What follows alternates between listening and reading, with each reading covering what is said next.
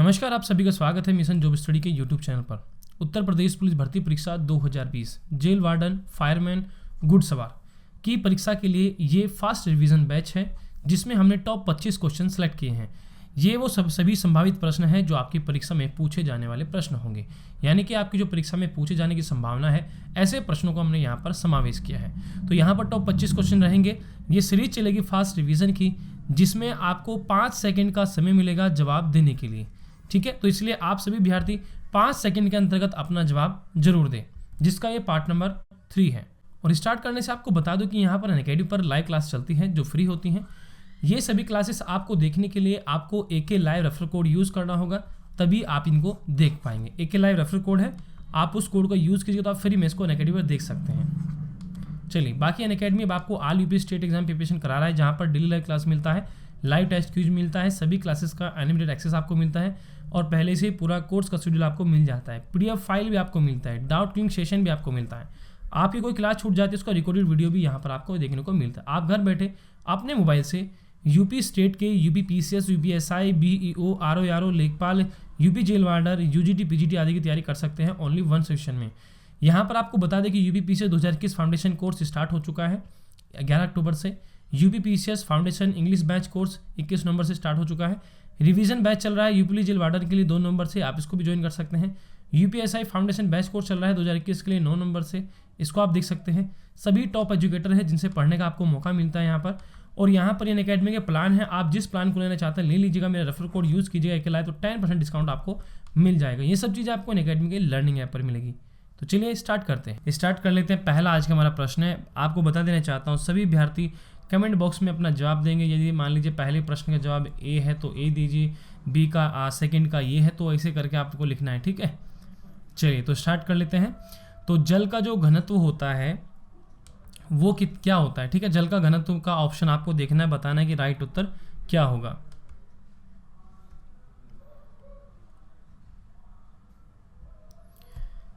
चलिए, सही जवाब होगा आपका C ऑप्शन, 40 डिग्री सेल्सियस पर जो है अधिकतम होता है। देखो, जल का जो घनत्व होता है 40 डिग्री सेल्सियस पर अधिकतम होता है। अगला प्रश्न है, निरपाद दियासलाइयो जिसको बोलते हैं सेफ्टी माचिस, ठीक है, के निर्माण में प्रयुक्त फास्फोरस क्या होता है? ठीक है, थोड़ा ऐसा ही नाम है, निरापद दियासलाइयो, जो कि सेफ्टी माचिस को बोलते हैं, कि निर्माण में प्रयुक्त फास्फोरस क्या होता है?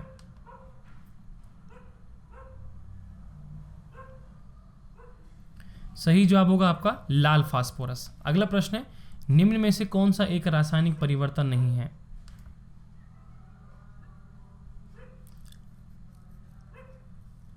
सही जवाब होगा जल का हिमकरण, C ऑप्शन राइट उत्तर। देखो, आपको और बता देना चाहता हूं कि सभी विद्यार्थी, ये जो है स्पीड टेस्ट एवरीडे रात के 9 बजे यहाँ पर लाइव हो जाती है। इस स्पीड टेस्ट को आप एवरीडे रात को 9 बजे जरूर लगाएं, ठीक है। और अधिक से अधिक इस वीडियोस को लाइक करें, शेयर करें। सभी विद्यार्थी चैनल को सब्सक्राइब कर ले, बेल आइकन दबा ले। एवरीडे रात को 9 बजे से लगाएं और बेल आइकन जरूर दबा लें, सब्सक्राइब कर ले लाल बटन दबा के, तभी आपको उसका नोटिफिकेशन मिल पाएगा और तभी आप ये टेस्ट सीरीज दे पाएंगे। अगला प्रश्न है कि शहरों में कारों और ट्रकों जैसे वाहन से होने वाला उत्सर्जन वायु प्रदूषण का एक मुख्य कारण है। कारों से ऐसे विभिन्न प्रदूषक उत्सर्जित होते हैं जो अंततः श्वसित होने पर मानव स्वास्थ्य के लिए हानिकारक है। जैसे कि आपने ऑप्शन सोचने हैं और फिर जवाब देने। जैसे पहला ऑप्शन है नाइट्रोजन के ऑक्साइड, कार्बन मोनोऑक्साइड और कार्बन डाइऑक्साइड, बेंजीन। तो उपयुक्त प्रदूषकों में से कौन से अति निम्न स्तरों पर भी मानव द्वारा सह्य नहीं है? ठीक है, ये आपको बताना है।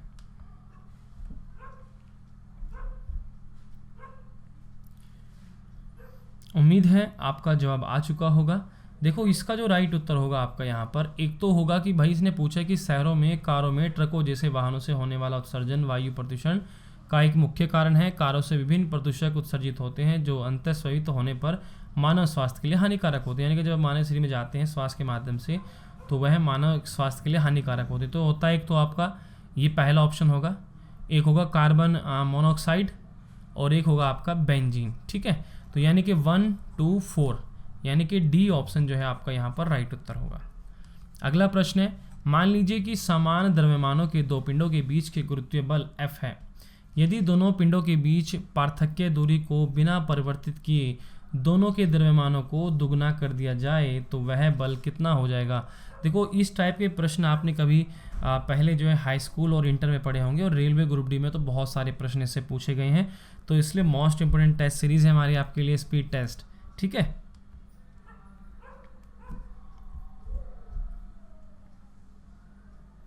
तो सही जवाब होगा आपका 4F। ठीक है, तो यानी कि गुरुत्वीय बल जो है वो 4 गुना हो जाएगा यदि दोनों पिंडों के बीच पार्थक्य की दूरी को बिना परिवर्तित किए दोनों के द्रव्यमानों को दुगना कर दिया जाए तो वह बल कितना हो जाएगा, 4F हो जाएगा। ठीक है, अगला प्रश्न है, कोई पिंड जो है आपका 20 मीटर ऊंचाई से मुक्त रूप से गिरता है। कोई पिंड है वह 20 मीटर की ऊंचाई से मुक्त रूप से गिरता है। 5 मीटर दूरी तक गिरने के पश्चात वस्तु की अपनी, बताइए क्या होगा। ठीक है, आपको बताना है।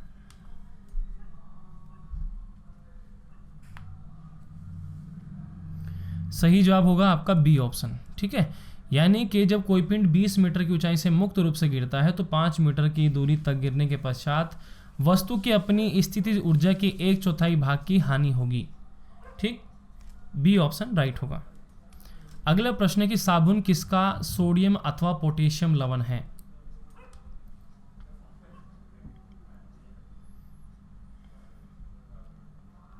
सही जवाब होगा, देखो साबुन जो होता है स्टेरिक अम्ल का भी होता है और ओलिक अम्ल का भी होता है, पॉमेटिक अम्ल का भी होता है। ठीक है, यानी कि डी ऑप्शन सभी का होता है। ठीक है, साबुन किसका सोडियम अथवा पोटेशियम लवण होता है, इन सभी का होता है, यानी कि डी ऑप्शन राइट हो जाएगा।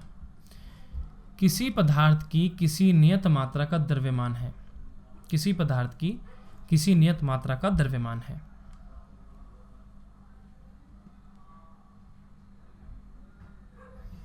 तो चलिए देख लेते हैं।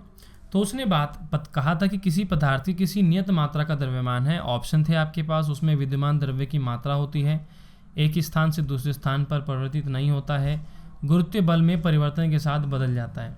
तो किसी पदार्थ की किसी नियत मात्रा का जो द्रव्यमान होता है उसमें विद्यमान द्रव्य की मात्रा होती है। ठीक है, फर्स्ट ऑप्शन होगा एक तो आपका, एक स्थान से दूसरे स्थान पर परिवर्तित नहीं होता, बिल्कुल सही बात है, बी ऑप्शन भी, यानी कि आपका यहाँ पर पहला और दूसरा सही होगा, बी ऑप्शन आपका राइट हो जाएगा। अगला प्रश्न है कि निम्नलिखित में से कौन से पदार्थ खाद्य सामग्री में विद्यमान होने पर स्वास्थ्य के लिए हानिकारक होते हैं। पहला ऑप्शन है पीडकनाशी अवशिष्ट, सीसा, लेड, पारा और मेटेनियल येलो। नीचे दिए कूट का प्रयोग करके सही उत्तर आपको बताना है।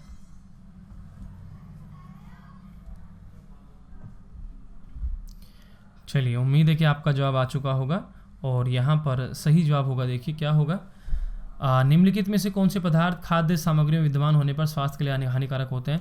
देखो ये सभी हानिकारक होते हैं भाई, सीसा हो, पारा हो, मेटेनियल येलो हो, पीडकनाशी अवशिष्ट हो, ये सभी हानिकारक होते हैं। तो इसलिए डी ऑप्शन आपका राइट हो जाएगा।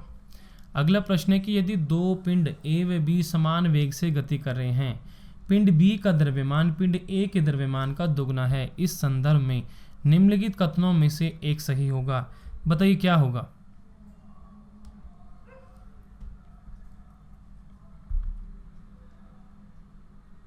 सही जवाब होगा आपका, देखो इसने बोला था कि हमारे पास दो पिंड थे, ठीक, समान वेग से गति कर रहे थे, बी का द्रव्यमान पिंड ए के द्रव्यमान से दुगना था, यानी कि इसका जो द्रव्यमान था दुगना था बी का। ठीक, तो इस संदर्भ में निम्नलिखित क्या होगा। देखो भाई जो बी था इस बी का संवेग जो है ए के संवेग का दुगना होगा। ठीक है, ए ऑप्शन यहाँ पर राइट होगा। अगला प्रश्न है, सूर्य ग्रहण के दौरान क्या होता है।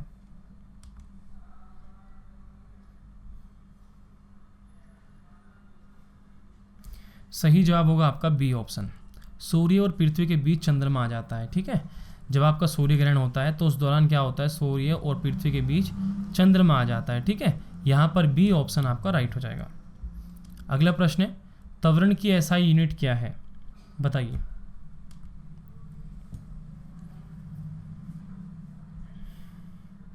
सही जवाब होगा आपका मीटर प्रति सेकंड स्क्वायर।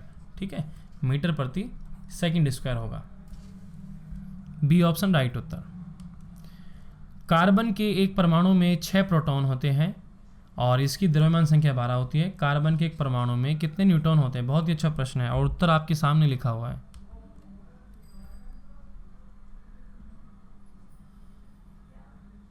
तो एक परमाणु में कितने न्यूट्रॉन हो जाएंगे, 6 न्यूट्रॉन हो जाएंगे। ठीक है, तो बी ऑप्शन राइट होगा।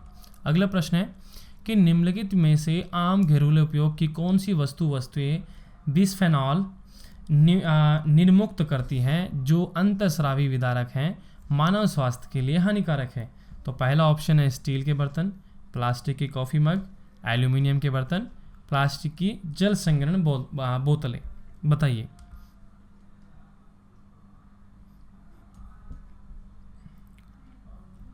तो देखो, आपने देखा भी होगा जैसे भारत के अंदर आपको पता है कि भाई प्लास्टिक पॉलीथीन पर बैन भी लगा दिए गए हैं और भी तरह तरह के बैन प्लास्टिक पर लगाए जाते हैं।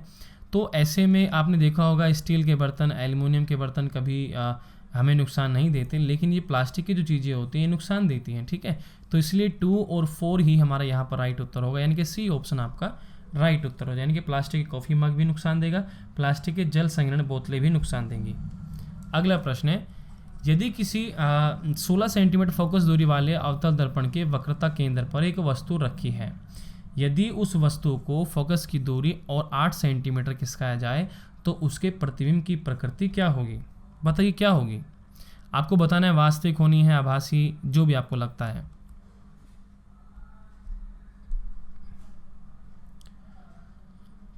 चलिए, सही जवाब होगा आपका आभासी और आवर्धित। ठीक है, बी ऑप्शन राइट उत्तर होगा। अगला प्रश्न है, किसी 15 सेंटीमीटर फोकस दूरी वाले उत्तल लेंस से 10 सेंटीमीटर की दूरी पर एक पेंसिल ऊर्ध्वाधर रखी गई है, पेंसिल के प्रतिबिंब की प्रकृति क्या होगी?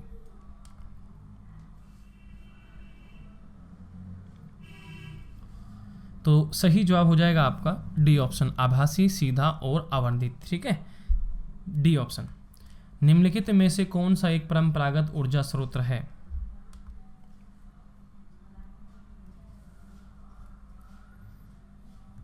तो ये होगा आपका सौर ऊर्जा, सी ऑप्शन राइट उत्तर होगा। तो देखिए यहाँ पर सौर ऊर्जा परंपरागत ऊर्जा स्रोत है। नाइट्रोजन के निम्नलिखित ऑक्साइड में से कौन सा एक ऑक्साइड नाइट्रिक अम्ल के एनाहाइड्राइड के रूप में माना जाता है?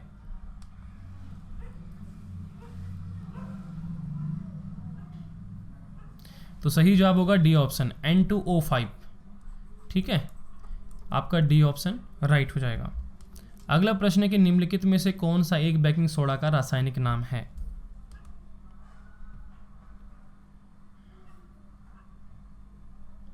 सही उत्तर होगा आपका A option, sodium bicarbonate, sodium hydrogen carbonate. ठीक है, ये इसका एक रासायनिक नाम होता है। फर्स्ट ऑप्शन राइट उत्तर। अगला प्रश्न, डीएनए के संबंध में निम्नलिखित कथनों में से कौन सा सही है, आपको बताना है। चलो उनको पढ़ लेते हैं। डीएनए सभी जीवित का आनुवांशिक पदार्थ होता है। डीएनए के सभी खंड प्रोटीन के संश्लेषण को कोडित करते हैं। नाभिकीय डीएनए प्रति समांतर चलने वाली 2 न्यूक्लियोटाइड श्रृंखलाओं से युक्त द्विकुंडलीय होती है। डीएनए माइटोकॉन्ड्रिया में भी पाया जाता है। तो यहाँ पर आपको बताना कि कौन सा आपका राइट उत्तर होगा।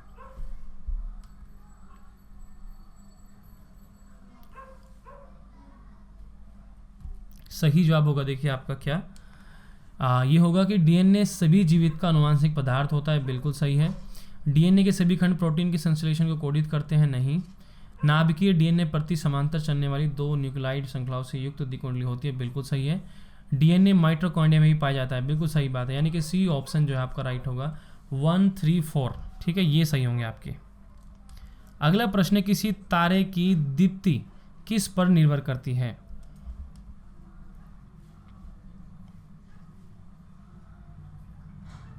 सही जवाब होगा डी ऑप्शन, उसके अमाप, तापमान और पृथ्वी से उसकी दूरी पर निर्भर करता है। ठीक है, जब किसी ठोस को गर्म करने पर वह सीधे ही गैस में परिवर्तित हो जाता है तो इस प्रक्रिया को क्या कहते हैं?